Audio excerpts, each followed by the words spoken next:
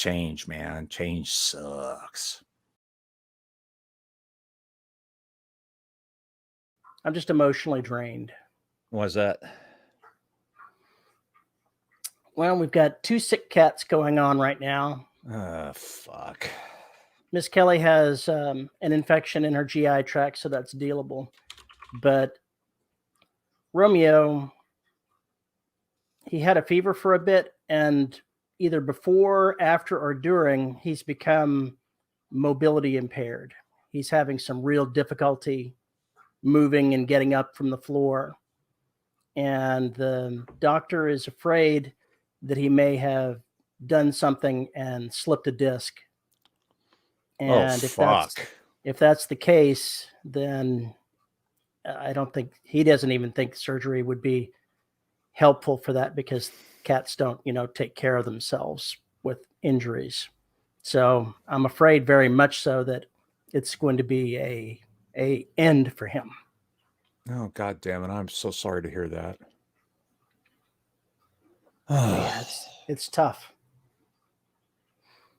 Oh my God. Can we just get out of this fucking year without any more fucking disasters, please? Christ. It just never fucking ends. No, it doesn't. I'm very sorry, man. Of course, they did the blood work on Kelly and said that while her kidneys are working, that she's got, I don't know, they said there's a 95% chance based on the testing that within 24 months her kidneys will fail. So that's great. Is there anything they can give her for that? No. Shit. So, that's part of having older cats. Yeah. But it's not an easy part. No, it never is.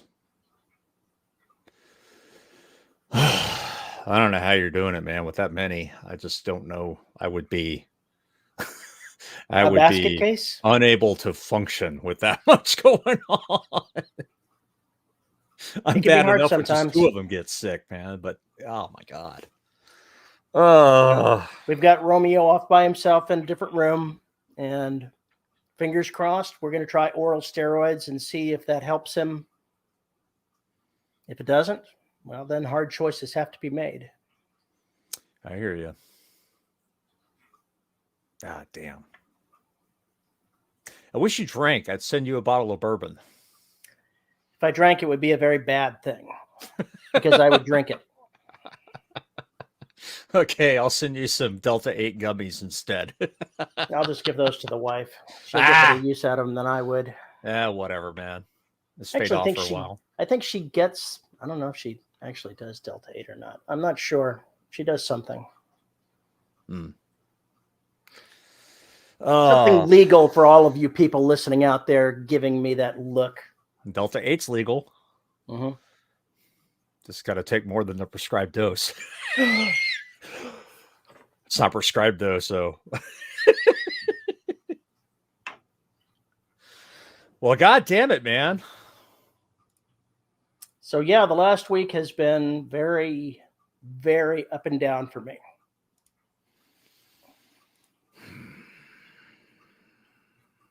How are you doing? Better today than I have been all week. Well, this is how this works for us. One of us is up, the other is down. Well, I had a really bad day yesterday. I didn't do much of anything. I mainly tried to sleep and rest because I haven't been sleeping for several days, and made decisions this week that I'm still coming to grips with. I think you becoming a male escort to go ahead and bring in extra cash is the right decision for you. That was not the decision that was made. Oh, damn it. Sorry.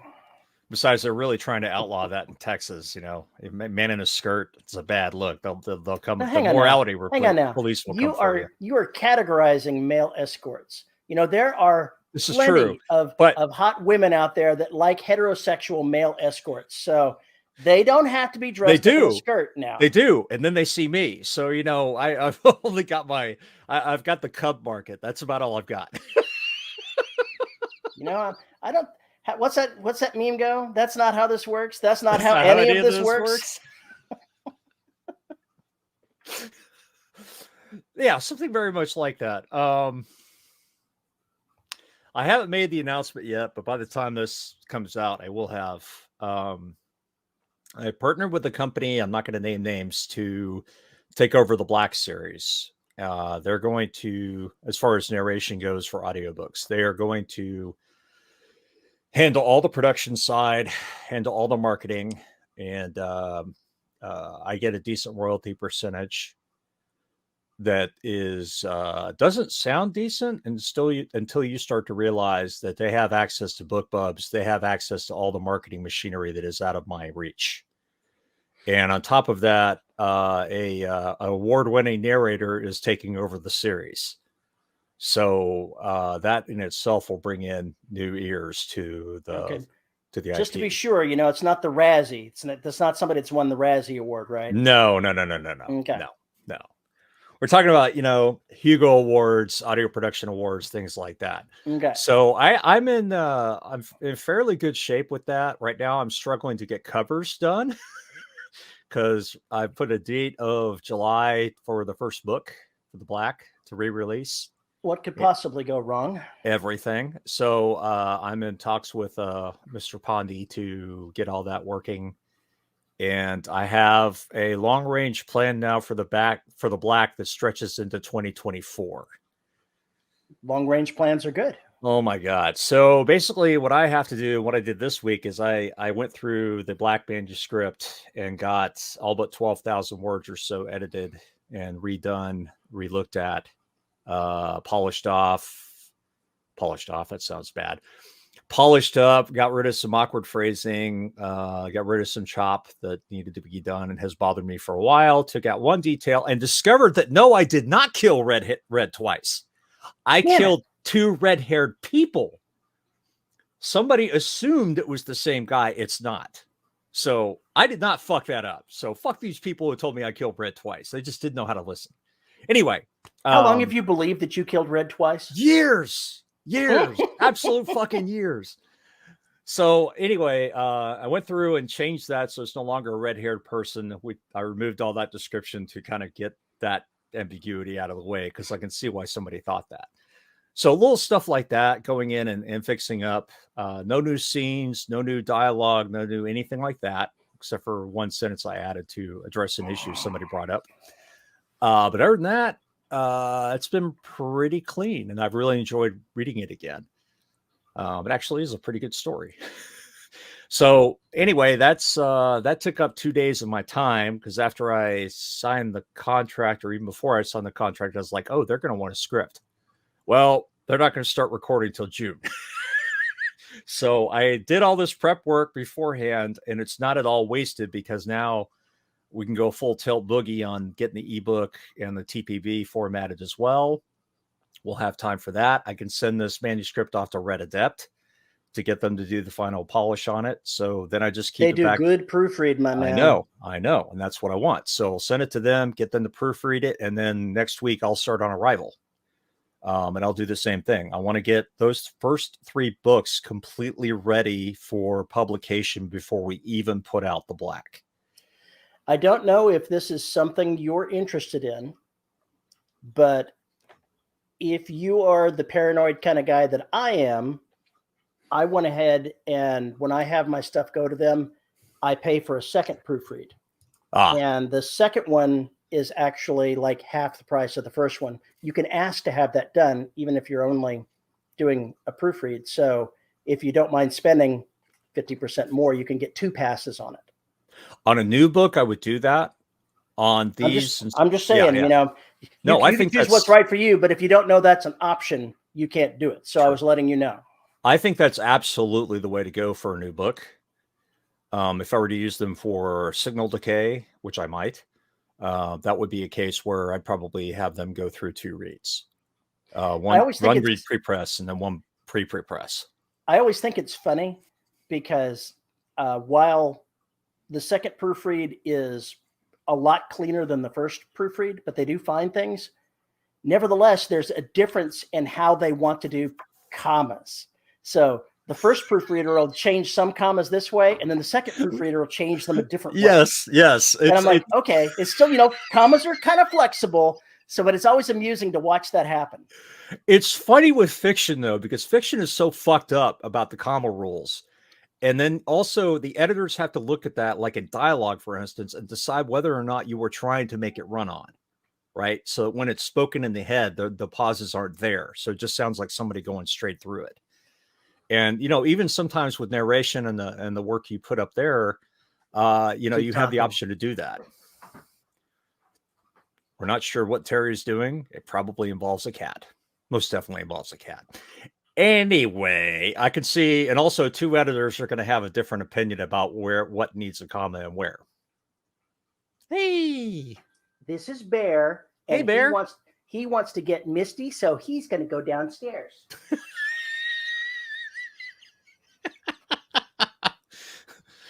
Cats just can't play nice together. What the hell? What the absolute hell? I don't know, patrons. This all sounds like a huge mess and waiting to me, but what else is new? I was doing a very short interview with J.R. Handley, and the 2 of them were up here, and they went tearing across my desk during the middle of the episode, and I'm having to spray cats and chase them off during the middle of this interview with hissing and swatting and roaring going on. Very exciting. So I'm trying to avoid that level of drama. Gee, I wonder why. Well, I was on with a bunch of horror writers on Thursday. Was that Thursday? On Ed Lawrence podcast, and that was, or his YouTube. That was fun. But one of them had, and it warned us before, a toddler's going to come in here and raise hell, and it did. And then at the very beginning of the podcast, Shadow was moving everything on my desk, just absolutely went bonkers. So my camera's shaking during the before he actually clicked live. And fortunately, by the time he clicked live, Shadow sat down. Later on, I had some issues with him, but for the most part, he was a good boy. For the most part. But yeah, I'm very familiar with the cat running across everything and getting in the way. That's yeah, I get that. I also had, I'm almost done with this book. And so next month I'm going back and writing an Empire of Bones novel. And I started thinking, what the hell were those people doing? Where the hell did I leave them? Oh, fuck. Yeah. Well, think about this, because How long have you been gone? How long have you been gone from the story now? Since I wrote an Empire of Bones novel, I will have written 3 books in the Last Hunter series, an Imperial Marines novel. Now, the last Empire of Bones novel that I wrote only involved Kelsey. So that novel makes number 5. An Imperial Marines novel makes number 6. And then I get back to where I left Jared. So it's like 7 books that I've written, 6 books that I've written between where I left Jared, where I have to pick things up. And I'm like, I only vaguely remember what the fuck was going on there. I need to reread the last half of both of the Empire novels to figure out what was going on, who was there, and be able to bring it all back together again. But I don't have, moments where you go, oh my God, I just can't do this. But looking back at that, I'm going, oh my God. This is a point in time where I transitioned the Empire of Bones series into a wider affair because of events in that one novel 7 books ago that I've written. And it's taking it from them sneaking through to actually having to fight and do things, them having ships to do things, them having to become involved in a larger conflict. And I'm going, that's a major transition. And I'm sure I had ideas of what I wanted to do. I have no idea what those were anymore. Where the fuck am I going with this series is where I started questioning myself, going, where am I going with the series? Can I transition this series to something like this? And I know the answer is yes, but everybody has those moments of self-doubt. And so I recognized it immediately and said, back behind me, Satan. I'm going to go focus on something else till my brain figures this out.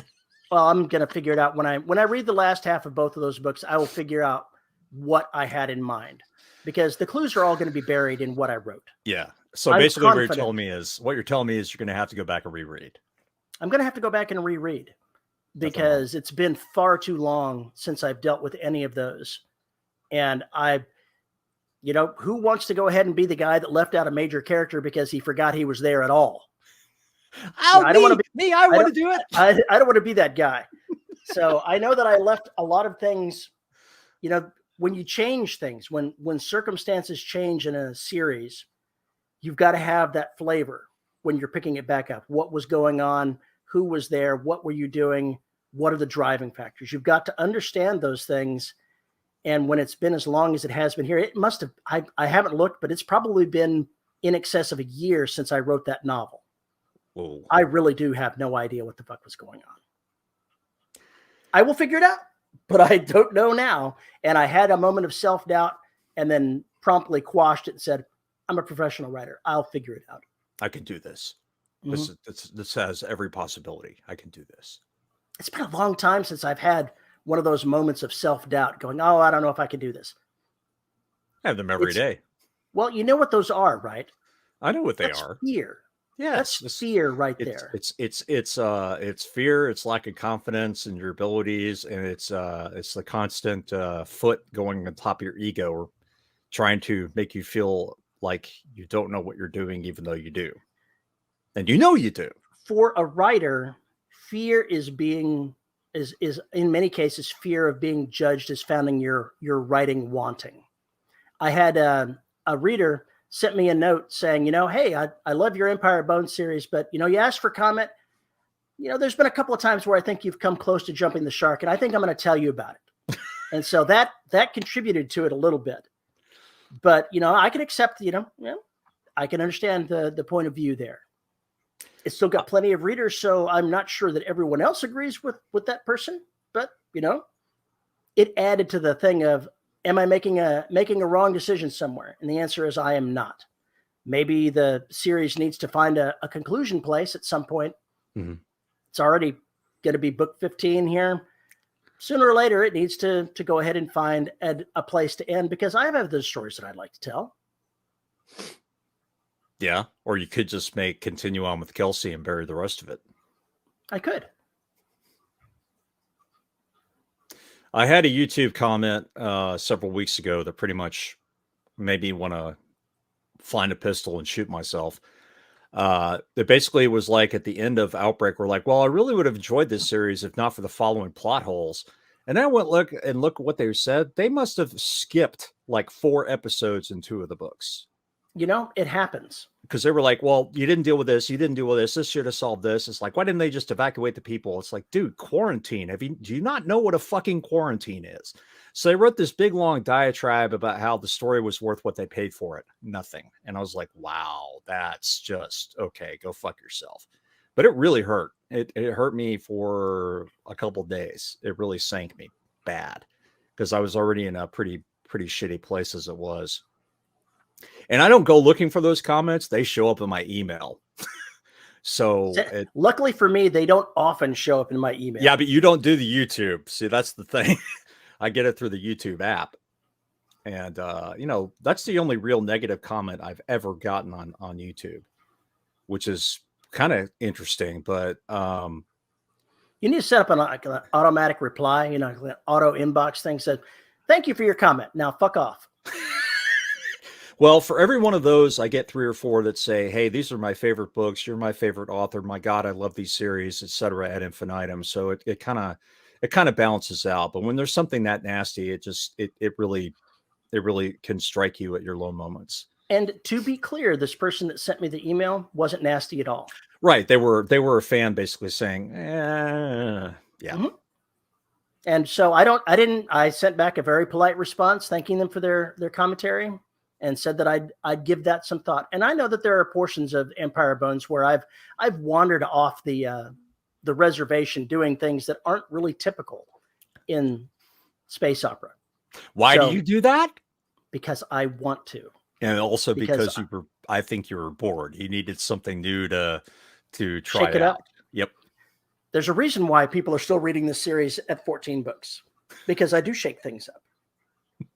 But it's awkward when those kind of things arrive when you're already at an emotional low point. I'd already been dealing with Romeo for a week, and it's just nobody wants to have that add to it. No, and that's the problem. You could have a bad several days of life, and then because we're somewhat in the public view, so to speak, you can get some rather nasty trolls on top of it, and they hit you when you're not expecting it, and those things can really hurt you. We both get over them.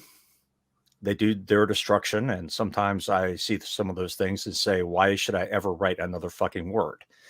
And then I look at my Patreon, my Ko-Fi, my Buy Me a Coffee, and say, well, there are at least some people who are willing to, who love what I do, and get really angry when I'm not doing it. So you just kind of have to move past it, and it's tough. Me saying this, here's the irony and hypocrisy. You have to move past it. It hurts. You can get by it. You should get by it. It shouldn't be as damaging as it is. It just seems like every time one of those things happens, it hits me at a low moment. It is weird how that seems to happen. It's almost like because of our attitude, depression, or whatever else, it's just inviting the world to fuck with us. Maybe it's so. Maybe it's so. One of the things that I find is protective for me is that I made the decision a couple of years ago that I'm not writing for my audience. I'm writing for my own personal enjoyment. And I'm just lucky that a lot of people share the idea of what I find enjoyable. So it's kind of put a mental wall between some of the criticism and me, because I don't want to say that their ideas don't matter, but it makes it emotionally feel like they don't matter as much, if that makes any sense. No, it does make sense. I think if you try and write to market, you're looking for a disaster. I think if you're trying to write what other people want to read, you're also courting disaster. I disagree with that, but only in the most general of senses. I don't think you should try to write specificity of what people are looking for. But if you want to write the themes that are popular, well, yeah, I think that is the method of writing to market that is successful. I am going on a big survival horror kick. That's I mentioned that in the last couple of episodes. One of the reasons for that is that genre is coming back. The reason why I'm writing it is not because I'm looking at the genre or the marketability. The reason why I'm writing it is because I've always wanted to write it. I've been waiting for the genre and the market to catch up. And now it's here. Or coming very soon, because Dead Space, the re-release is 2023. Callisto Protocol is going to come out the end of this year, maybe, or 2023. By then, I should have Station 3 out, Signal Decay out, and whatever else I write in the genre ready to rock. So I will have 3 things I can basically just start pounding in the marketing to get that out there, and it will hit at a good time. And then I've also got 2 things I can ape on Twitter and everything else saying, well, if you like Dead Space, hashtag, you might like this. I wrote this in the spirit of Dead Space or Callisto Protocol, whatever the fuck, name drop to some bitch, get people into it. Just like I name dropped the Thing, the Blob, and Alien for the Black. There's no difference here. And I think that is the appropriate way to write to market. Right. I've been waiting. Say, writing to market is bad. It's because they don't understand what writing to market should be if you're trying to be a professional writer. Well, it's professional writers that are successful, that make a living at doing this, they do write to market. They know what kind of themes are popular. They know what the market in general is doing. They're not trying to hit the specific elements to write something that they're not happy writing simply to the fact that it will make them money. Although I'm sure that there are some people out there that do that. And it's not a good long-term way to make a career. It's stripping through college. Here we come back to the male escort business. It's just like when the zombie thing was really big, the vampire thing was really big, the Harry Potter thing was really big. Everybody was trying to ape off those things that were popular at that time. Some did it well, some did it terribly. But either way, they ended up, the book's getting bought to some degree. But I don't want to write to a market if I don't have the story. I don't want to write to market just because the market. Yeah. And I've You never have to been that love way. what you write. If you don't love what you're writing, there's a serious problem. Agreed. There's just some things I want to tackle, and you can't tackle it properly in any other mode. And those are the stories that come to me. I like monsters, so I'm going to find a way to put a monster in there somewhere, even if the monster is just a human being. Those are just the kind of stories I like to write. And the genres are kind of immaterial. It's just, what do I feel like writing? Do I feel like writing a Garaga story that takes place in medieval? Not right now. So what am I doing? I'm writing about monsters in space. I'm writing monsters of the far future. I'm writing about things that are found that shouldn't be. It shouldn't have been. Places humans should not have gone or did not understand what they were getting into. Because those are the stories that interest me right now. And that's what I'm going to write. Except for, the Black is basically, I've got 2 more books to go. I'm halfway done, maybe halfway done with Oceania. And once that's done, then I'll do exactly what I've done with Oceania for Extinction, which is I will go ahead and write and podcast the rough draft for my members. And then once it's done, I'll go back and fix it because it's being written as a serial. So there's going to have to be some changes made. There's going to have to be some things that are polished up before the final version gets out there. There's going to be some things I need to go back and set up before they are set up because I'm writing literally pantsing right now. And there's no way to go back and change the chapters. Once the book is done for the patrons, yes, I can go back and change those things. And that's I would basically the imagine plan. you're going to find out when you're done, you'll change less than when you change things in the middle of when you're writing. I think you're right. There's just a couple of deals. Like, for instance, I suddenly realized I needed Shauna to know how to, or Sarah, God damn it, Paul, Sarah, how to drive the ROV. Well, I had to insert a little bit of stuff that I didn't know she needed to do in the chapter I just put out. So it delayed putting the chapter out because I had to go in there and put those lines in there where he shows her how to use the ROV. I would like to put that scene earlier, so she has more of a chance to get used to the ROV and it doesn't come up right before we need it, if you know what I mean. But there was one of the scenes that I was writing now, part of the book that I'm writing now, I need to have somebody that's experienced with dealing with nuclear munitions. Doesn't have to be an expert at it, but I need somebody that at least has some familiarity, even if it's really old familiarity. So I took my scientist and inserted the lines in there of, I have some knowledge on the subject. You'd be surprised what they've had graduate students do in the past. Okay, that I totally buy. What do you mean in the past?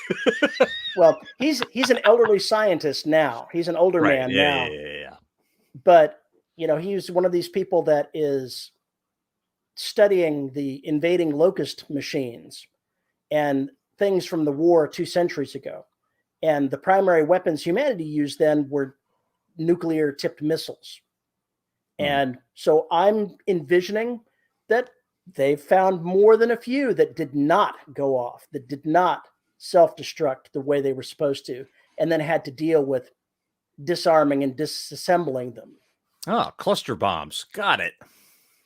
But the reason I needed to know that is because they're in the process of trying to get bombs for the missiles they are now refurbishing. So they needed to have somebody that could take them, know what they were, and at least put the pieces parts where they needed to be to get them to where they needed to be.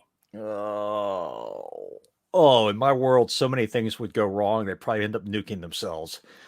Well, I would not say that's completely out of the question at this point. No, one of the things, let me change my battery in my headphone because well, at least we have a pause while you do it, as opposed to mid-conversation where he just takes off his headphones, puts in his batteries, and has no freaking idea what I've been saying for the last 45 seconds or a minute. And then I have to try and figure out a way to catch him up on what I've been saying because, well, he didn't hear it. Yeah, well, that's okay. I don't hear half of what you say anyway, so I know. I still manage to muddle along. You only hear half and you ignore the rest. I know how this works. That's pretty much how it works. consider this as something I, I started making this up. It was like, okay, I've known that missiles were the primary weapons that these old battleships used, but they're huge things. These are big, monstrous warships built on kilometer-long asteroids. They do not lack for space. So they are peppered with weapons on the surface. I made the call way back that they had roughly 10,000 lasers, 10,000 laser clusters that they're using along the surface of this thing. A lot of lasers. It's necessary when you consider that the enemy swarms in numbers that you could not possibly deal with. This is like a bug zapper at 1,000, okay? That's how I envision that working when they're getting into fighting. A bug zapper at 1,000. What was the company that made those back in the 80s? I have no idea. I have no idea, but I remember all the commercials. You remember the commercials, right? They showed the whole zappy thing. Anyway, yeah. Continue. But I said, okay, I probably would have less missiles. They're offensively stronger, but the lasers are the defensive ones that are for the close-in attacks. You need more of those to make sure the things can't get to you. So I said, okay, we're going to have 1,000 missile launchers on this, or 1,000 missile batteries. And there's 5 launchers in each one. So that's 5,000 missile launchers on this thing. And I said, okay, what's the magazine size on that? I picked a number. I think I picked 200. So you would have, plenty. Each cluster of 5 launchers has 200 missiles that they can draw from. So if you've got 1,000 clusters, that's 200 times 1,000. That's 200,000 missiles in your ready arms. You have, of course, got more than that stashed away on the ship. You've, of course, got more than that. This ship? It's a kilometer-long asteroid. The missiles are not huge. Right. It's monstrously big. It is something that they could not do in a regular ship. But think about this. You've got 200,000 missiles in your ready launchers for a battle. You've got more of them stored away. I just said, okay, 5 reloads. You've got 1 million more missiles stashed away in the ship, ready to be loaded between battles. Then you've got the storage areas on the station depot for reloads between campaigns, and you've got 12 of these battleships. Hence, this storage area has something along the lines of 100 million small nuclear warheads. 100 million. That seems a little egregious.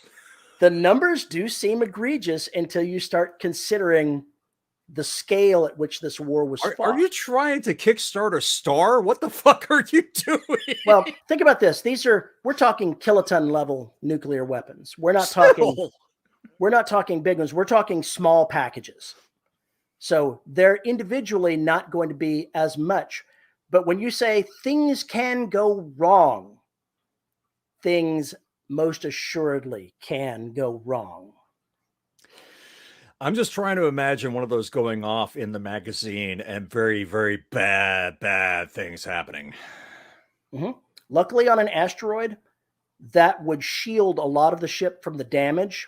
There would be some surface damage because these are on the surface and most of the force would be outward, but you are not incorrect. If one of those magazines cooked off, there would be significant damage. Whoa. And that is going to be part of future battles. Good man.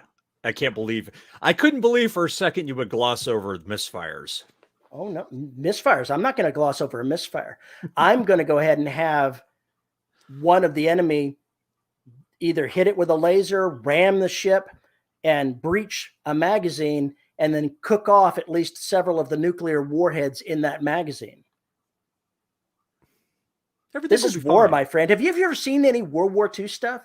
The kamikaze ships, the kamikaze planes would hit ships, and there would be massive explosions if they breached the magazine.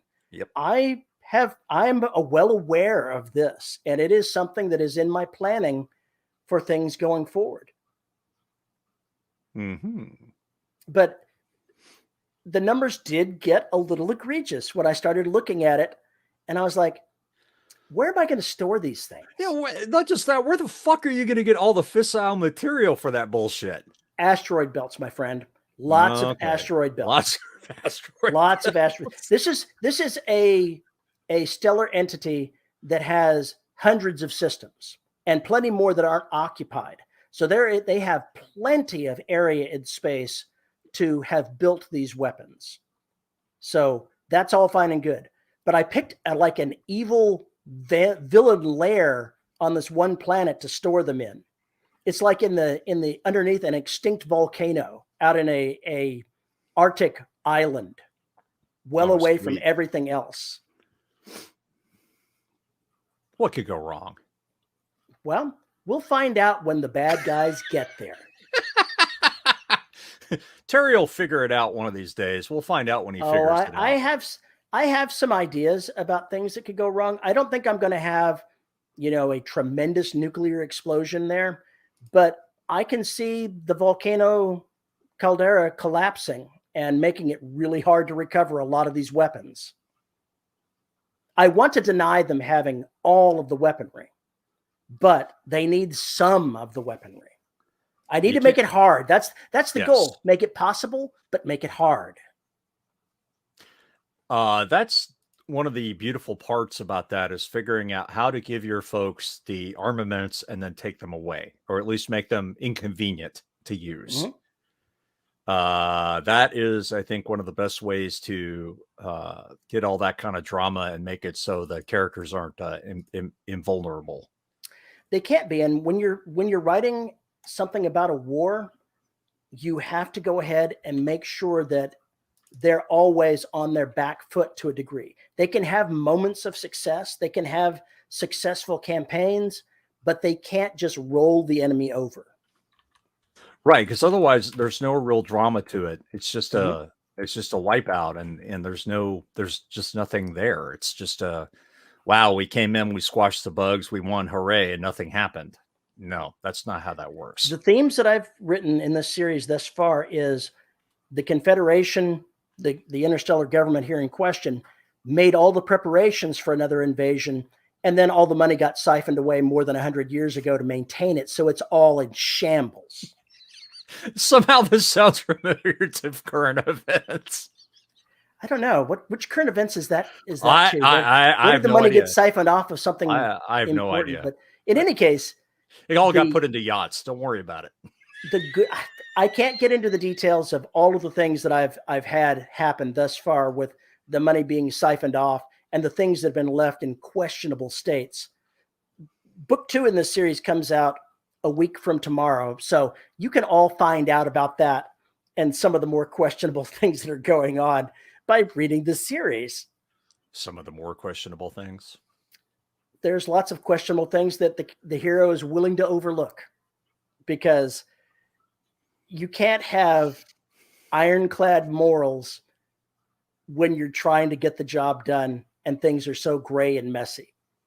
There are some things that the main character just has to sigh and accept that it's going to happen, whether he wants it or not, because he needs something. Yeah. We did this done, but only 20% of you are coming back alive. Sorry. That is not where I went with that. It wasn't that type of questionable. It's dealing with, say, a criminal element to get something you needed. You have to go money. Deal with the black market folk. Gotcha. He did that in book 1, so I can safely reveal that happened in book 1. So what I'm talking questionable, he has to accept that there are gray areas that he just cannot control, and he has to deal with it. There are some folks you have to deal with that you find unsavory, but they have what you need. And one of those unsavory people shows up in book 2. I like it.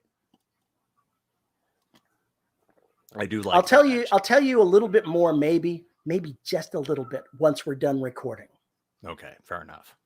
There's only so much that I can, hint at and not spoil anything. And I'm not going to spoil anything for anybody that's reading it. Just trust me.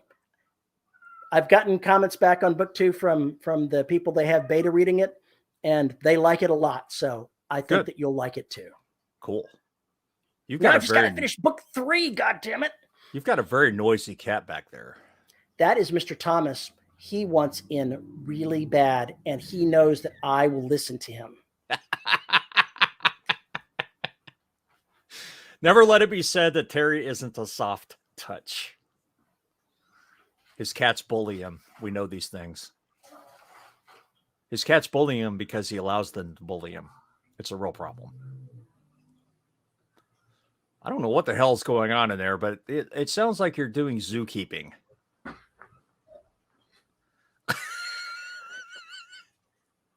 He's not going to stick around. Nope, he's gone. He says, Dad, put me down. I'm doing things. I went in, but I don't want to talk to you.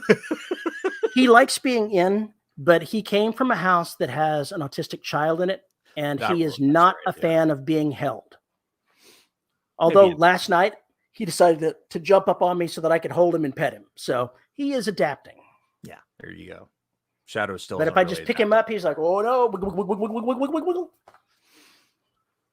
Yeah, I have that problem. All too often. Oy. But yeah, I think I'll leave the discussions of that there. I'm going to have to do, I've been doing things somewhat similar in the Empire series as well. They have not had, they're playing at a league that they're not qualified for. They're playing at being somewhere that they're not actually qualified. The giants are fighting and they are bugs, and things are changing. They're not quite bugs anymore, but they're definitely not at the scale of the people they're dealing with. So I've got to figure out how to appropriately bring that into the story so I can step up the type of action that they're doing. And that will be challenging. Are these creatures evolving? Are we talking the ones from the Empire series? The locusts things. They are not involving. There are things going on that I am not at liberty to say. Okay. I was just curious. That would be a major spoiler. I cannot reveal. I like the idea of the aliens sending the little folk out to cause the problems, and then once the little folk get annihilated, start bringing in the big guns. I can neither confirm nor deny. Senator. Sometimes you and our brains think along the same lines. Yeah. I'm sure I don't have any idea what you're talking about. Of course you don't. You lying is okay. Anyway. Remind me to talk about that too when we stop recording. Oh God, this is gonna take forever. You got something better to do, pal? I've always got stuff better to do. Oh my God. You have any idea how much work I lost this week on the book I'm writing and the book I should be writing? And you want to know how much writing I did not get done that I needed to get done this week? A lot. Mr. 5,000 to 6,000 words a day. Bite me. That certainly did not happen this week. I know the feeling. Although, was it yesterday? Day before yesterday, I wrote 3 chapters, so probably 7,000 words. But it's been hard. I ran into a part in the middle of the book, one of those things where you're going, how am I doing this? What am I doing? Why are these characters doing it? How do I manage to do these things? And it's one of the complications that comes in for somebody that writes with a changing point of view that's on a schedule. Mm-hmm. I do character A, B, C, D, then back to A. Right. And then when you're in the middle of something that's going on, you're going, how can I fit character C here when I really need character D to be doing something? How can I manipulate this a little bit to make that happen and still be interesting and still be on point without just being filler? Right. I figured it out, but there were a couple of days where I'm just like, I just don't want to write. And I knew it's because I don't know what I'm doing right here. I'm not confident of what I'm writing right here. And then I figured out the answer and it cleared up and I was able to write more. But dealing with the cat drama while trying to write, I'm still hopeful that I'll wrap this book up and get it off to the publisher by the end of the month. But it's become a lot tighter than it was. And you didn't help today, man. You've ruined me. What did I do? I stayed up late gaming last night. So I'd only gotten on the computer to to start writing right before you messaged me. And now I've still got to write 2 chapters today if I want to do it, because I had planned on writing 2 chapters before the show. Yes, but That didn't happen. you'll have plenty of time to do that in the afternoon. I am just not an afternoon writer. That is not me. If I don't get writing in the first part of the day, it just doesn't happen easily. We talked about this on the From the Desk Live with Ed Lorne. We talked about this. The night writers versus the morning writers versus the anytime writers versus I don't know when I can find time to write writers. And that was interesting. It's mental. It's completely mental, and I know it is. But if I start early in the day, I feel like I've got plenty of time to get things done. If I start writing at 2 or 3 in the afternoon, I feel like the day is already over and I don't want to start. And it's mental, and I know it is, but it's still hard. Yes. For me personally, it's hard. I've become a little more promiscuous with time. You slut. With time of day. There are times where I have to write in the morning and then I'm kind of dead for the rest of the day. And then like 9 o'clock, for some fucking reason, my brain comes up and goes, hey, there's a character knocking on the door. You're going to open the door and let him talk. And then I'll go to the computer and I'll let him talk. And next thing I know, I've got, 2,000 words before I go to bed. It just all depends, but I've tried to get into a routine. I had a good routine going. And then this week fucked everything up. I have gotten into these books the last few months. I've gotten into a really good rhythm of producing words and getting things done faster. If I write 2 chapters a day when I'm doing the writing, then I can get a book written in 3 weeks. If you add in, padding time for, life, then say a month. Say it takes me a month to write a book and then a couple of weeks to go ahead and do the editing. That's perfectly acceptable to me. That's faster than I've been writing by a good chunk. And it's really hard to fall into the trap of going, I'm not producing enough, when I'm producing more than I have produced in my life. Yeah, no matter how good you're doing, you always think I should be doing better. Well, the fact that I've got an external deadline doesn't help. No, that kind of puts a problem with things, definitely. So I've got to get this book done by the end of this month. If it's not done by the end of the month, I know for a fact, because he said so, that there's some leeway that can be had in there. It's not like the end of the world is going to come crashing down on my head, but I don't like missing deadlines. It becomes a distraction for me having a deadline. If I can write freeform, I've got the time to make it happen. Great. I don't feel any pressure at all. I just make it happen. I don't feel any pressure to get Signal Decay done. I think that's why I'm taking my time with it. Holy shit. If we think about it, I've got 3 books coming out this year. Station 3, whenever the fuck we get a cover for it, the Ukrainian who is supposed to be designing that cover has gone dark. I am not shocked to hear this. He popped up his head for a few days, and now he's no longer responding to emails. So we're hoping he's okay. But there's only so much longer the publisher can wait. And so next week, if he doesn't make contact, they're going to have to, do something else. But regardless, let's say May is when Station 3 comes out. The Black gets re-released in July. That is pretty much a firm date in my head. And then Arrival will come out on Halloween. So that will be 3 releases this year, even though 2 of them are re-releases. They might as well be new releases because of the audiobook stuff that's going to be going on. Mm-hmm. So it'll change things a bit. I've got this book that publishes next week.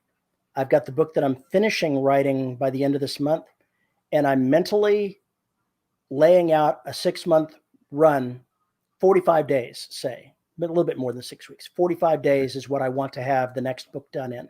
And I am confident that I can make it happen, because when I'm writing and when I'm feeling good, I can hit 2 and then I can write a 3rd and I'll be a little bit ahead. And I don't feel the pressure that way. So I've got the Empire book that I can play catch up on, but then I still got to come back and I've got to write then 2 more books in the Last Hunter series, and those will have deadlines. So the release schedule is a lot more quick than when I do it my own. And I understand the reason for it, and I agree with it. But it does add some challenging mental stuff to it. Yes. And in addition to all this, I still have to get all the cover and marketing material done for the re-releases, and that's also going to be a nightmare. So I'm not killing myself trying to get Signal Decay done, because I know there's a whole bunch of other shit, but I still feel like I could be writing 3,000 or 4,000 words on it a day if I didn't have other distractions. But I still have to finish Oceania, which is 45,000 words now. And I just basically threw everybody under the bus. So the book should really start moving at an extremely fast clip now. I realized something, Terry. What's that? When I reread The Black, the chapters are typically about 1,200 words, which is interesting. And I also forgot how little characterization there is. It is very, very plot action driven. And it wasn't a bad thing, but I still feel like the characters became a little wooden in a way because there wasn't enough there. And I think I really solved that problem in Derelict with my style and everything else, and maybe even the other books in the Black series. But man, it's rough. If reading it again is like it's an hour and a half action movie, you know, with good characters, but we really don't get to know them all that much, because there's so much shit going on once we get, 30,000 words into the book. I just thought it was interesting to see how the style of my storytelling has changed over time. You say that, and I've also noticed something, that both in the Imperial Marine series and in the Last Hunter series, it's a character per chapter. In the Empire series, it's usually 2 scenes per chapter, and they're shorter. And I suspect that when I come back to Empire, now that I've written 4 books in a row with 1 character per chapter, it's going to be that way as well. So I'm going to have to go ahead and dial back and make sure that I don't have more than 3 point of view characters. 4 is a bit challenging when you're writing that long chapters, to make sure that everything that you need to happen happens in a way that doesn't feel contrived. In Derelict, I did a character per chapter, even though I had 13 of the fucking things. And I made sure that I only gave screen time when I needed it. So some of the characters kind of wandered in and out of us getting into their heads, but we knew where they were. And the important part was to show where they were, to say this person has started to have, doubts. And then that makes sense with what they do later on, even though we don't get in their head. And you just kind of have to pick and choose your battles. And at some point, it's like, okay, that character was really important, but for the next 20,000 words, maybe they're not. Maybe they're more along for the ride. Maybe they're in the ship piloting, and at this point, everything else is going on somewhere else.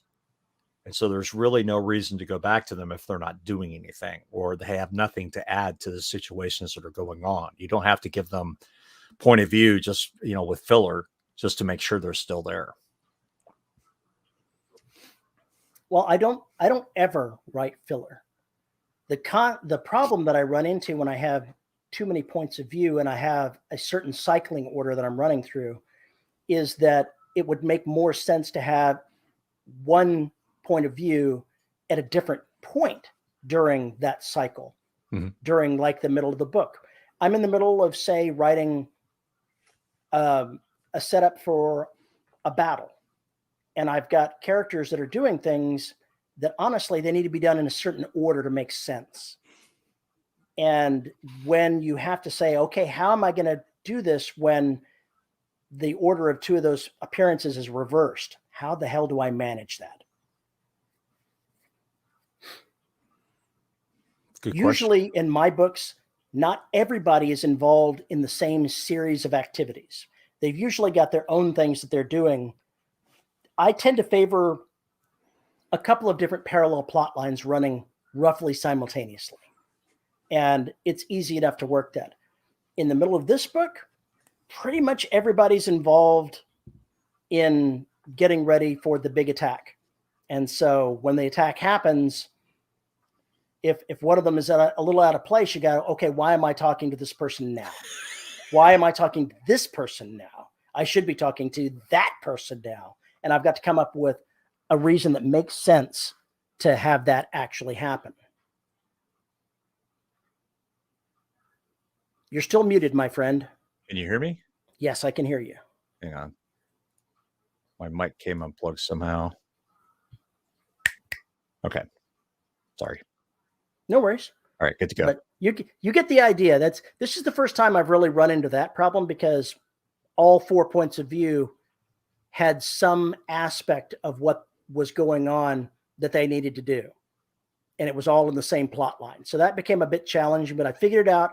I figured out how to get everybody involved. That's another problem when you're writing a war scene and you've got people that aren't soldiers.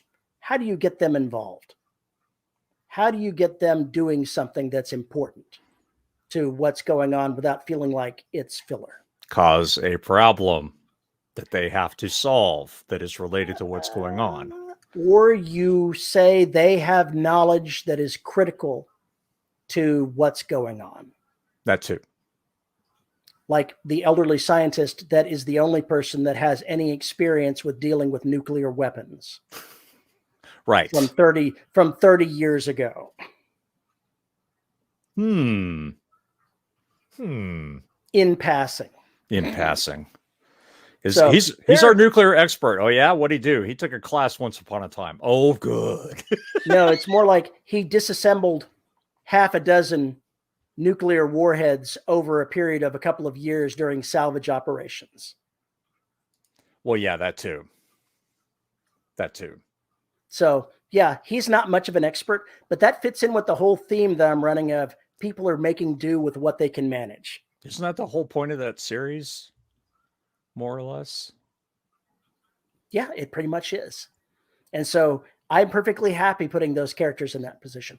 If I'd have thought far enough ahead, I could have made it so that he dropped word of those skills in the second book, as opposed to needing to drop the word in the third. But I didn't realize that I was going to have that problem until I got into writing this book. Again, that makes sense. There's a lot of things I did not learn until about what I needed to do until I got to Tomb with Derelict, because it was different than anything I've written before. And I think it got better as I went through the series. I have no idea. Doesn't matter now. It's done. But there were a lot of lessons you learn just by doing, especially if you're doing something big like that and you're trying to get all these pieces together.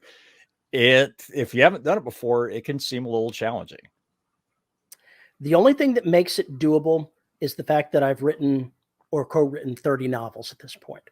Yeah. I know I can figure it out. I know that I can make it work. If I had run into this problem when I was writing my first half dozen novels, I would be having a nervous breakdown because I would not have the steadiness to realize that I got this. I can make it work. I can make it happen. Again, confidence with experience. It just comes with experience. It's for those of you, not everybody is at this point where they've written or co-written 30 novels. And I totally understand that. Understand that if you're running into a problem where you feel like things are wrong, you feel like you're lacking confidence in something, do it anyway. Because the only way to get through and earn that confidence is to make the magic happen. You can always fix whatever you're doing in post. You can always edit it and make it make sense a little bit more when you're done, but you can't just stop writing it because you feel like it's outside your reach. What's that old saying? A man's reach should exceed his grasp. Yeah. It's true. You should always be trying to do something that's just a little bit outside that comfort zone. I completely agree with that. And whether that's writing a book that's only got one POV, or writing a book that's got multiple POVs for the first time, or changing tense. God, I wrote a book with five point of views, and I made it work, but that was outside my comfort zone. And I trolled it back and said, no more than 4. 5 was too many. Because Barely said like 15. Well, you write in a different style than I do. Yes. Your point of views just pop in and pop out. Mine are in a sequential order. And when you try to juggle 5 in sequential order, that for me was not where I felt comfortable being. 4 is actually more than I should have done. And I'll probably try to keep it to 3 going forward, just because that's very easy for me to juggle. Yeah, what I did with Destruction and, well, Tomb, Destruction, and Trident was flip between. I did them in cycles too, but usually it was one character who's on the ship, we got their POV, and then whoever was fucking around outside, we got their POV, and then I had another team outside, so we got their POV, and then we'd circle back, but not necessarily with the same characters. Yeah. So even though it was the same situations, yeah, it makes things a little bit different, but they were still in sequence because they had to be in sequence. Well, they're in sequence, but they're not in a hard and defined sequence. And that's what makes yours is a little easier. For each separate instance, they were, but because it's all mashed together, it doesn't have the same feel. Like the Black or that series or something like Station 3. It's just a completely different process. I know that I got into this process of writing sequentially for points of view with the very first novel that I wrote, the ones that never made it out to public consumption that I wrote and posted under a pseudonym. The mystery I started ones. I started those out with character ABC, ABC, ABC, and it worked. Somehow I chanced across something that worked for me, and I never left it. And it's been good for me. I found something just by pure happenstance that fits my style of writing, and I'm happy with it. Yeah. I think honestly, what hurt Evolution, and I'm really thinking about going back and writing that book now, it only had 2 POVs. And yet there's like challenging. And yet there's like 12 characters running around. So we didn't get a lot of information about what those other characters were doing or thinking. I wrote the first Empire of Bones novel with 2 points of view.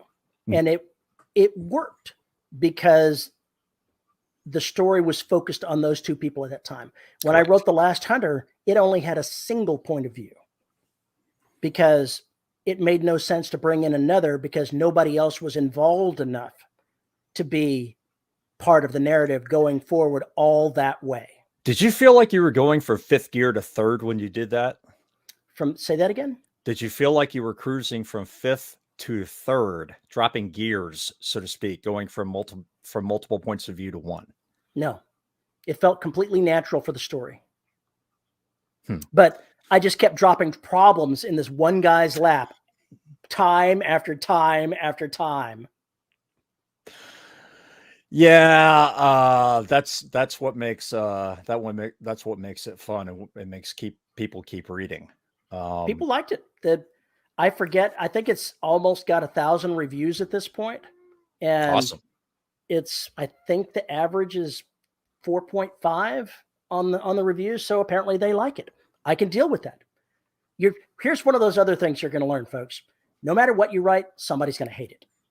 Somebody is absolutely going to utterly despise it. They're going to give you the most terrible 1-star reviews that were ever on the planet. They're going to claim that you did not have a full 36 count of sausage patties in your product, which that's happened to another author. Their book got a review that it didn't have 36 sausages in it, because who knows what the person thought they were reviewing. Yeah, I thought they were reviewing.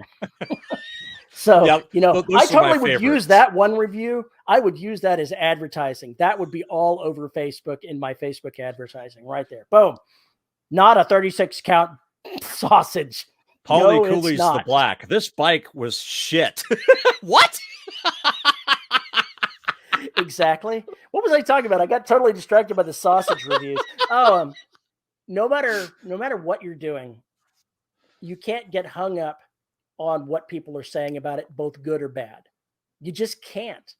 I don't read reviews because I don't want to know what people are thinking.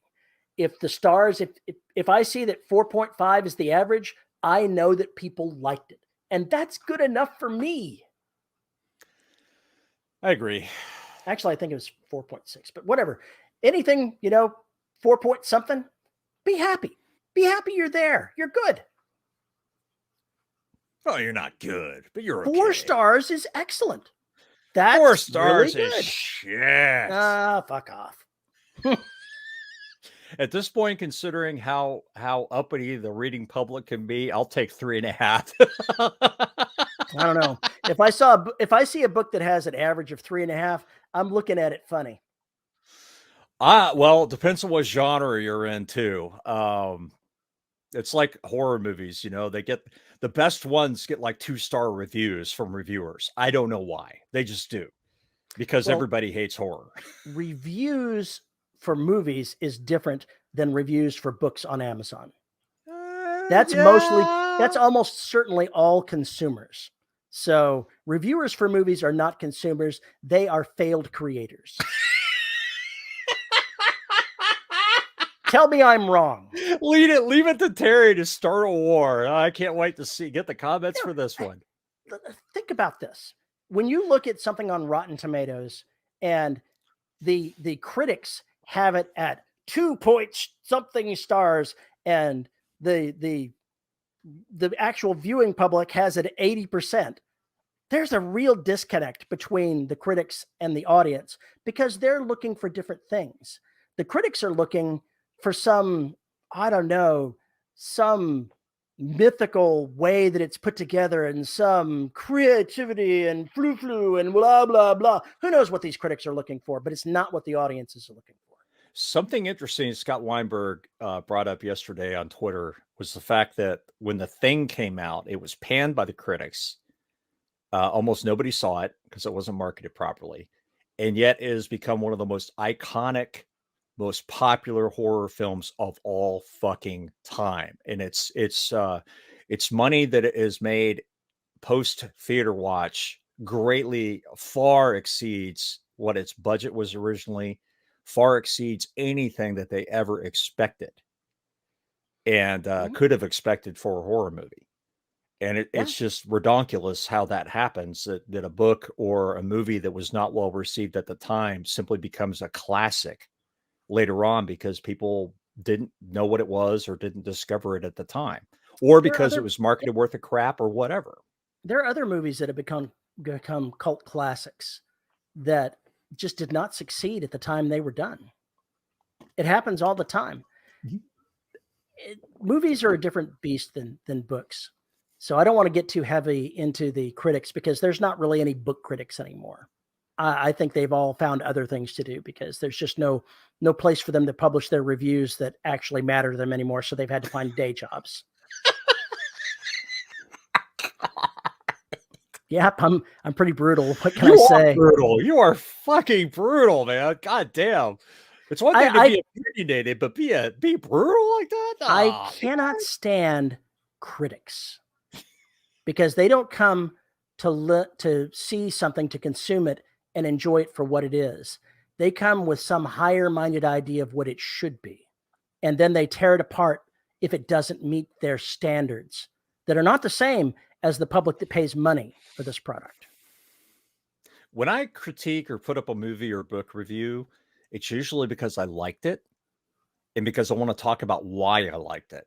I will mention some of its failings. I will mention some things that didn't work, but I'm not going to review it if I hated it. There's no point. If I disliked it, I'm not going to bring your attention to it because what is the point? Well, I do. When I go to a movie, I'll typically make a social media post saying, went and saw this movie. Here's what I think. And it's not spoilery. It's very short. And most often it's because I liked the movie. Mm-hmm. Sometimes it's because I didn't like the movie. Yeah, but when you didn't like the movie, are they terse? More terse than if you like the movie? They're about the same because I'm not going into the detail of, I didn't like X specific thing. I'm saying, it just didn't, it seemed like it missed on its pacing. It seemed like it just didn't do what it needed to do for its character development. And I leave it in generalities like that. Yeah, that's not a teardown. Let me use the Batman as an example, because it's one of the most recent movies that I went and saw. Weirdly enough, I'm not one that really likes the dark, grim, gritty stuff from the Batman. No, you're more of a 60s guy. You like the camp and I actually do kind of like the camp. It's totally true. I'm a guy that approves of the old Battlestar Galactica more so than the new Battlestar Galactica. So that should tell you a lot. God. Yeah, you're fucking old.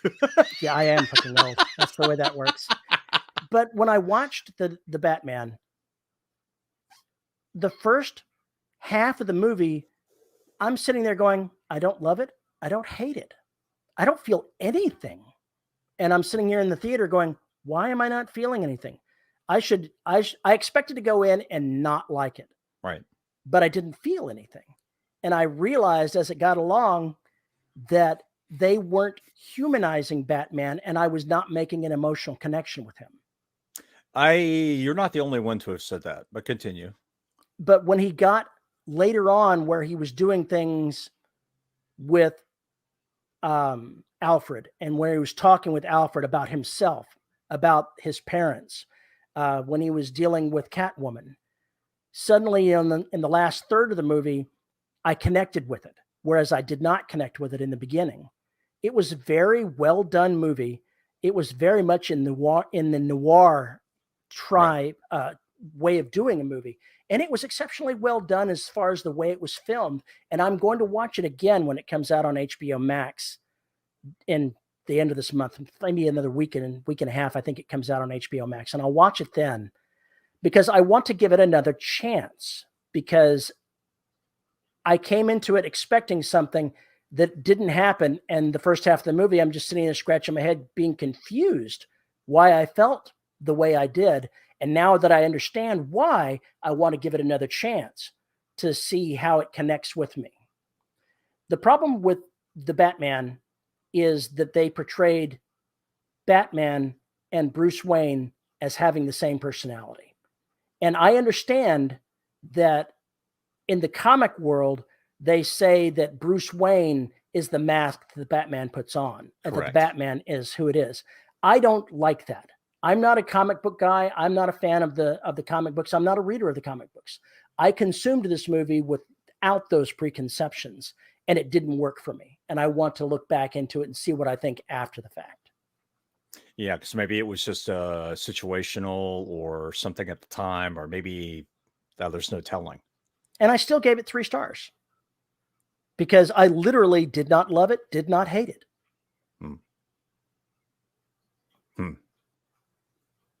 But there have been some dogs I've watched in the theater that have gotten lower than that were just bad movies. But there were some movies that were bad in a way that I still enjoyed them for what they were. Yeah, and that's exactly why I watch shitty horror and sci-fi movies, because there's always something there. I went to the theaters and watched Hunter Killer. Why? You remember this movie? Why? You remember this movie? Sort of. Isn't that about a drone? No, it was about a nuclear submarine. Okay. And it had, what was it, Gerard Butler as the captain of this ship. And there was lots of action. It hit every single action beat you could watch in a movie for an action adventure movie. And it had no characterization whatsoever. I remember you told me about this. Yeah, they were just like Zero meat sticks walking around doing stuff, right? Exactly what it was. Wooden meat sticks walking around doing things. But it was amusing because it was so ridiculous in the theater going, these guys, are they even human? Are they just meat puppets? What are we doing here? And so, yeah, you could just shake your head at the dialogue. You could shake your head at what they were doing. And you could see an action movie stripped of everything but the action beats. If you want to know how to do action beats in telling a story, watch Hunter Killer, because you're not going to be distracted by things like characterization and plot, okay? How dare you be distracted by characterization?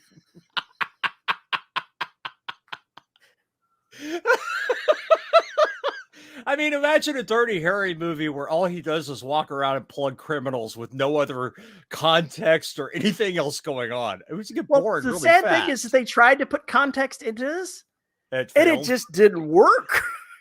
It just did not work.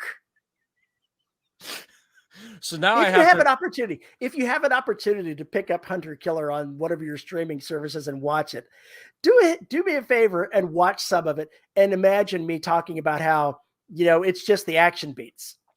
That's really the only strength that this movie has. And you'll see what I mean. So now I just need to write a story where there's nothing but beat sticks in it. Got it.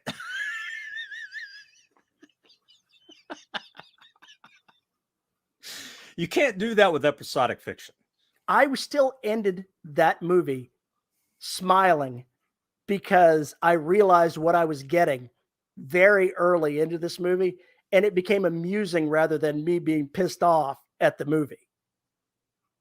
It was just so ridiculous that you could only smile and go, wow, I can't believe they did this.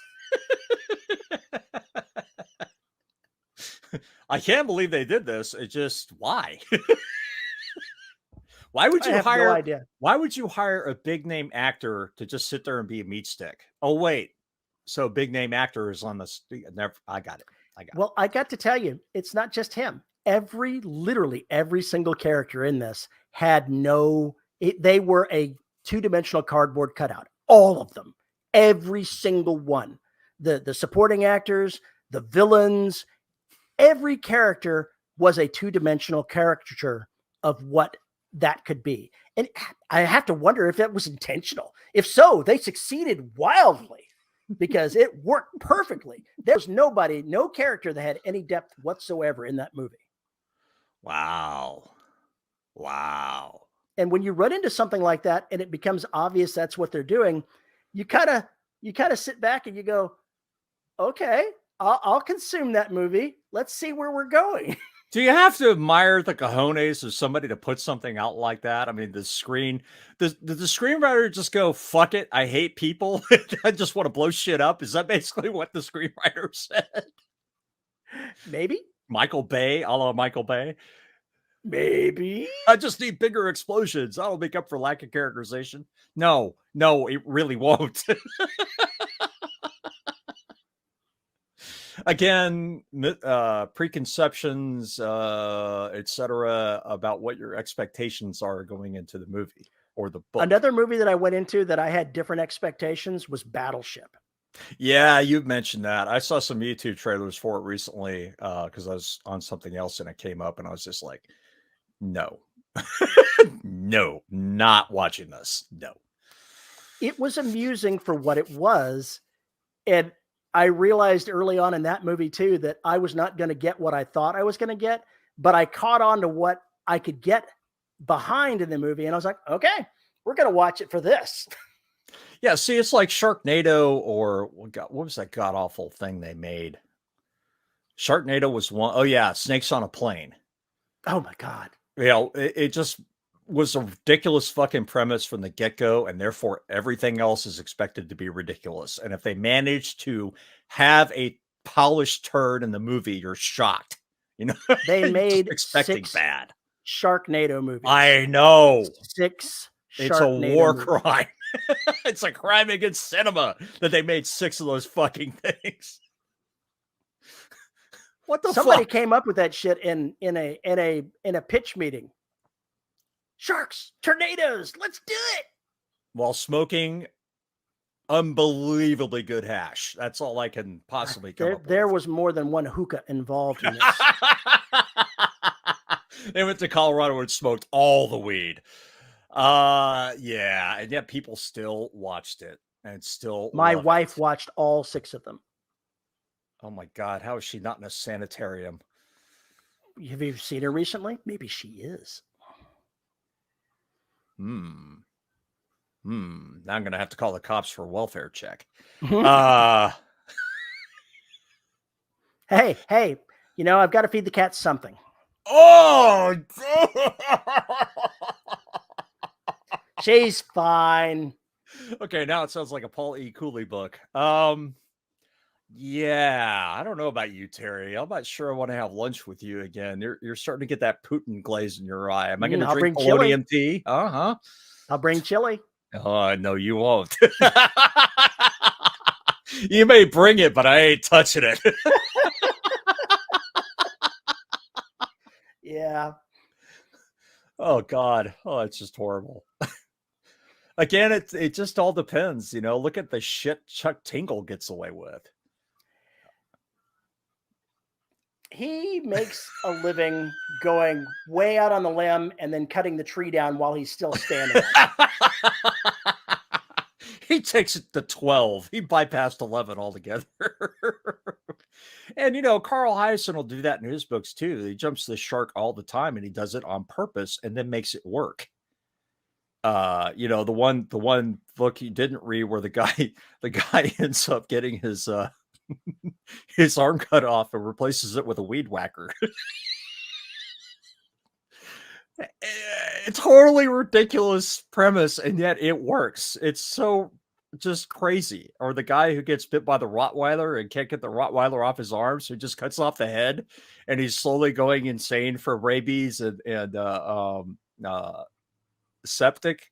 It's got his arms gone septic, but he's talking to the fucking thing while he's walking around trying to kill people. It's like, what? You've got like Ash from Night of the Living Dead with a chainsaw. That's exactly right. Exactly right. And this was actually pre-Ash, believe it or not. But very, very similar situation. And it works for that kind of book where you're setting up the zany from the very beginning. Listen up, you primitive screwheads. This is my boomstick. Exactly.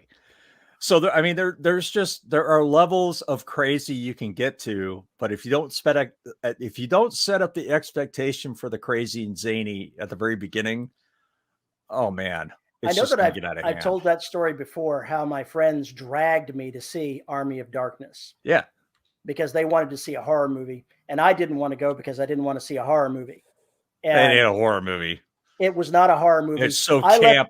I left the movie theater just elated with the movie and laughing my ass off, and they were all completely and utterly disgruntled.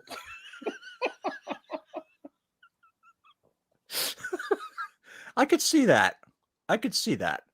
Although, you know, just looking at the poster, you should have known that it was going to be as camp as all gets out, you know? I didn't know that it was going to be campy because even though the poster was there, I had seen the movies that came before. You had or had not? I had. Okay, Evil 2 is extremely camp. Well, let me put it this way. I think I saw the first one. I think I saw the first one, which was not camp. So I had a predilection of what I thought it was going to be. The first one probably should have been, it would have been a better movie because it didn't quite achieve what it was supposed to do, which is why when they rebooted it, they just went full camp. Because basically, it worked a lot better as camp. Really, it did. Evil Dead 2 is actually Evil Dead 1 just remade, so it's camp. It's basically my take on it. But the second one and the third one, oh my god, so bad. Here's the thing, folks. Learn your audience. Learn what your audience likes and write the kind of things that you like and they like, and everyone will be happy. My audience likes monsters. They like things. Your audience likes people that get chewed up by lawnmowers. That is absolutely true. I will not take issue with that statement whatsoever.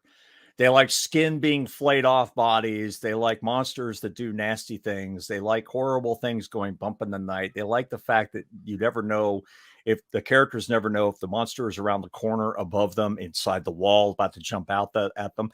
That's the kind of shit they like. They like strong characters. They like, but they like a creature that doesn't have any kind of rationality to it that is relatable to humans and doesn't necessarily need a concrete scientific explanation. It's Lovecraftian horror put in sci-fi or techno thriller guise, but essentially it is cosmic horror brought down to, you know, more of a human level without all the mystical shit surrounding it. But that stuff is still there, regardless. Even if I don't draw attention to it, it is still there. And that's what they like. And guess what? I love to write that shit. I love to read that shit. I love this. I live to watch that shit. This is how professional writers make a living. They find what they love, and they're lucky enough to find people that love it along with them. Yeah. Which is why me writing a romance sounds completely fucking out there, but it's going to happen eventually. Just like me writing a Western undead romance. I wouldn't go that far. I'm not ready to go into the zombie erotica genre. I can't do it. Is there a zombie erotica? No, hang on. Let's first of all, the question is zombie erotica, and then you have to break the word down: zombie and rot. And it gets kind of gross when you do that. How do you think certain orifices are lubricated? That's gross. That's the genre I'm talking about. I am utterly shocked. I will not be writing one of those, but I think it was James Meltzer did a story for an entire collection like that. I could be wrong. It may not have been him. It was somebody though. I can't, because we talked about it on one of the older shows, probably around the episode 550 or something. But I still remember that because it was just as disgusting then when I first heard it as it is now. And I have never read one of those and will probably never read one of those. My gore level meter only goes so high before even I go, yeah, no, I'm not going down this road. That's just gratuitous to the point where it just seems like that's all it is. It's just for titillation's sake. It has nothing to do with any actual story. But then again, it's zombie erotica. What'd you expect?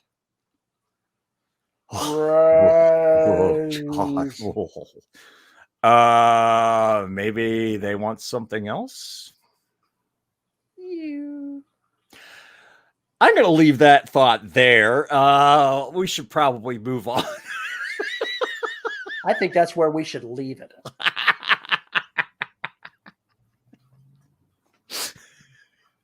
Oh boy. Okay. Well, If you have a comment or question about this show, you can send us an email to show@deadrobotsociety.com. You can tweet me at Paul_E_Cooley. You can find us on Facebook at Listeners of the Dead Robot Society Facebook group, where Terry wrangles all the insanity. You can find us on YouTube at youtube.com/DRS podcast to see our ugly mugs and so many freaking cats. We have to thank our wonderful host, Podhoster, who makes all 14 bazillion episodes of the Dead Robot Society available for your ear holes. And if you want to support the show, you can find us at patreon.com/DRS podcast, where for as little as $1 a month, you get access to exclusive content, mostly unexpurgated shows and live shows, Q&As and things like that. And at the $10 level, you get your name read. And our $10 patrons are, let me go look them up. I was not prepared this time around. I've been doing so good, and now I've just totally fucked this up. But then again, I stopped us, half an hour shy of our 2 hour. I wasn't quite ready for that, you bastard. And our $10 patrons are Summer Wilson, Tony L. Joy, Andrew Smallwood, Veronica Jaguar, Rick Shaw, Lisa Slack, Chris Winder, and Isabel Cushy. Thank you to all of our patrons for making this show possible. We very much appreciate it. Thank you, folks. And we got one more thing to cover. Terry and Does it have to do with rotting body parts? Terry and I think are, it does. No, more like rotting kidneys. Terry and I are caffeine junkies, and luckily we have a good friend in Brew Corpse. You should go up to corpsecoffee.com, check out their array of coffees, boutique teas, or wonderful webcomic, and tell them the Dead Robot Society sent you, because go to corpsecoffee.com and get the dead in your cup. With that, we are out of here. Terry, do you have any final words besides avoid the rot? Avoid the rot. Never mind. Shouldn't have asked. With that, we are out of here. We'll see you again soon.